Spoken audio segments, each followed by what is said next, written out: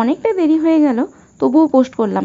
নাও নাও, এবার বলে ফেলো তো দেখি তোমরা কিভাবে শিবরাত্রি করো। আমি তো সারাদিন নির্জলা উপোস থাকি, তারপর সন্ধ্যেতে শিব মন্দিরে গিয়ে শিবের মাথায় জল ঢেলে প্রসাদ খাই, তারপর নিজের উপোস ভাঙি। আমি 3 প্রহরে পুজো করি না, যা হয় আমি প্রথম প্রহরেই পুজো করে নিই। তারপর খাওয়া দাওয়া সেরে আমরা সবাই রাত জাগি।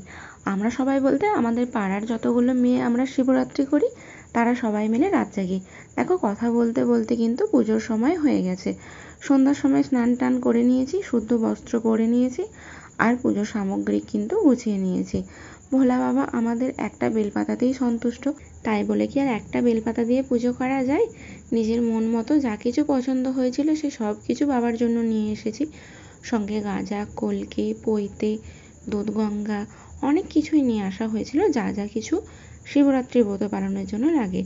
আর বেলপাতা, ধূত্র ফুল, আকন্দ ফুলের মালা, এগুলো তো অবশ্যই করে চাই, তাই এগুলো তো নিয়ে আসতেই হতো, এগুলো নিয়ে এসেছি। তারপর পুজো দিলাম, শিবের মাথায় জল ঢাললাম, তারপরে মোমবাতিগুলো এসে ফাঁকে ধরালাম। কেননা আমাদের এই শিবের ঘরটা খুবই ছোট, আর সব ভেতরে মোমবাতি ধূপ দিলে জল ঢালার জায়গা থাকবে না। সে কারণে আমরা বাইরে এসে এই মোমবাতিগুলো ধূপগুলো ধরিয়ে দিলাম। পুজো যেহেতু শেষ হয়ে গেছে, তাই এসে খাওয়া দাওয়া সেরে নিলাম।